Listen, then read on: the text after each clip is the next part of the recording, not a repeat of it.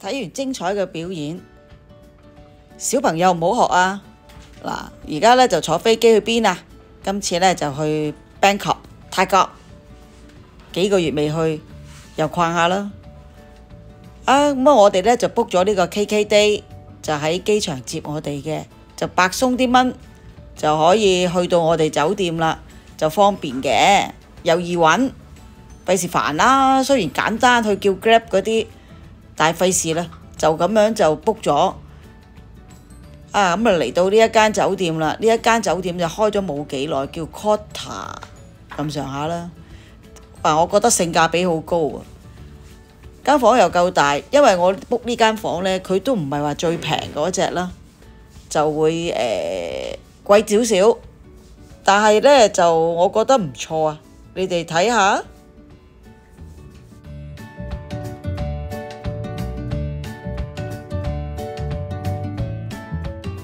洗手間呢就乾濕分離，哇！對住呢個 view 沖涼，係咪好有 feel 呢？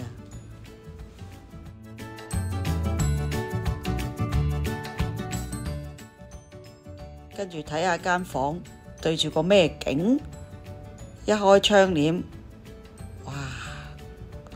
居高臨下，我哋住26樓，最高係30樓。跟住呢，我哋就去食呢個叫做姆吉泰啊，去試下啦。不過呢一間係連鎖嘅，佢附近就有個商場，咁啊簡簡單單食一餐啦，費事去啦，因為我哋都係嚟到都係夜㗎啦，已經都成6點幾先到酒店，攞得房嚟，非常肚餓。但係呢個性價比都好高，2個人食咗都唔使200蚊，就已經飽飽啦。菜係任加嘅。都幾抵食嗱，跟住行咗一個夜市，都幾搞笑啊！你睇下，嗰啲汽水係咁啵啵啵，點解呢？佢就係令到佢夠氣。哇！你睇仲有靚仔啊，俾你睇啊，除晒衫咁樣整俾你食，冇得頂咧。不過呢，就一雞死一雞鳴啊，真係嗰個夜市都值嘅。咁啊，跟住早餐啊，哇！你睇呢個 view 相當唔錯嘅，又係。嘢食嘅話呢，就中規中矩，都可以叫做咁嘅價錢呢，我覺得真係都抵嘅。我間房嘅價係幾多呢？650蚊一晚啫，包埋早餐，2個人，我覺得真係性價比高，仲係叫做新酒店，即係都我諗佢開咗都唔知有冇1年咁上下啦。呢個我冇考究，但係樣樣都好新淨咯。就走年青人路線嘅呢一個，但係咧呢個食早餐個位呢都靚㗎，太陽曬入落嚟好舒服。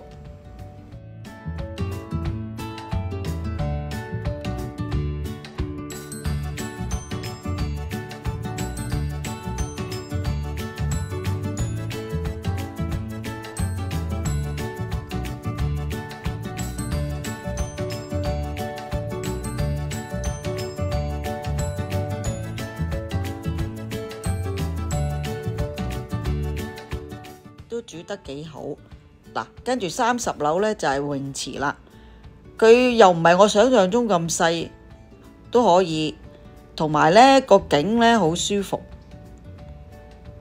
真係一間性價比非常高嘅酒店。佢呢仲係交通方便，行去個 BTS 只係幾分鐘。嗱，跟住呢就嚟咗呢一個商場啦，所有網紅呢都話：哇，點啊點啊點啊！呢個 Center Park， 咁啊嚟睇下啦。咁啊有個公園嘅，話佢攞獎咁樣，好似嗰個藍波 Park 咁樣。但係呢，我一去到就落大雨，咁啊即係唔使去睇啦。咁我覺得入邊呢個商場呢，其實就係全部商場都一樣，即係冇咩特別嘢食嘅。哇，呢一個呢就好食啦，班蘭。就喺頂樓嘅，好似唔係，好似唔知80幾匹定幾多錢，我唔記得咗啦。嚟睇下幾好味，佢係好新鮮嘅，即刻整俾你。跟住呢，就入邊就放啲椰子碎落去，有啲班蘭醬咁樣。嗱，就係呢個名啊！你哋可以上嚟試下，我覺得好食，又唔係太甜。跟住你睇下嗰啲餐廳，呢排泰國人咧都非常中意日本啊。所以咧全部都係日式嘅。呢一間咧唔好食啦，係咪？我哋香港都有啦，唉，真係唔使煩啦。但係佢呢一間咧真係做得好靚嘅，個環境好舒服嘅。跟住我就去咗文青區啦。呢度係邊度咧？松月路啊。其實咧佢就喺中國城附近嘅啫，唐人街。咁你可以坐 MTR 過嚟，行過嚟咧都係7-8分鐘到啦。咁咧佢就係一啲舊區。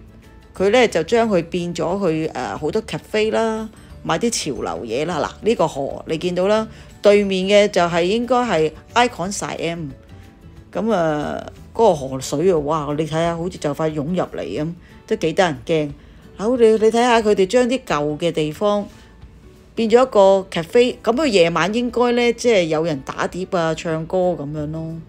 咁呢啲就即係將佢個舊區設計得好啱年青人，即係好似台灣嗰個叫做大稻埕嗰邊咁樣咯。同埋好多呢啲，你望下好多網紅喺度打卡嘅。咁我哋呢啲梗係唔輸蝕啦，過嚟望下啦，究竟係點嘅樣啦，增長知識啊嘛，啱唔啱先？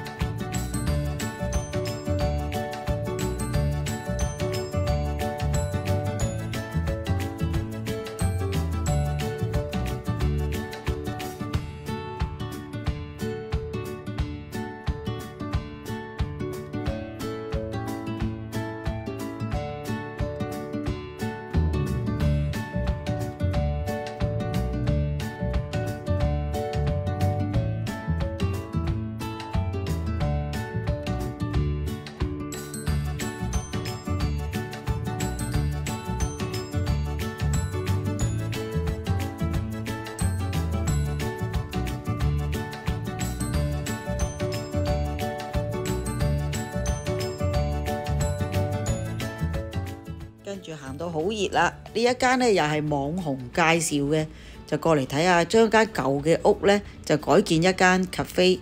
佢裏邊嘅食物呢，多數都係用生果去製造嘅，都幾特別㗎，又唔係好貴嘅啫。我一餐我哋2杯嘢飲，同埋食咗一個佢好靚嘅手工嘅餃子啦，所謂啊。不過你睇下又唔似餃子嘅，都好食，都係600匹到。即係100零蚊咯。咁坐呢啲咁嘅環境咁舒服，抵嘅。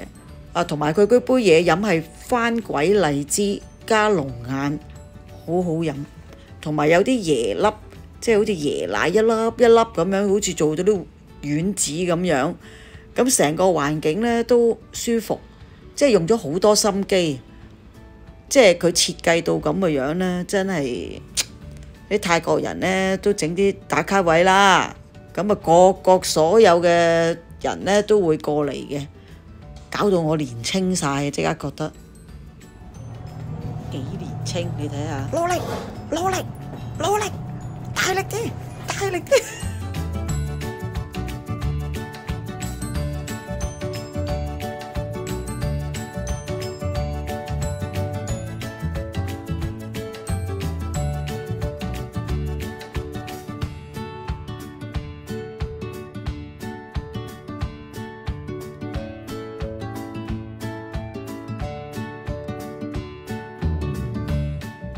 跟住喺 MTR 咧就坐2個站，薩拉丁就呢個站咧就去食晚飯啦，揼下隻腳就食啲年青人嘅鋪頭啦。就係咩咧？就係呢個冬陰公湯加媽媽麵啦。哇！食完咧真係年青翻晒啊！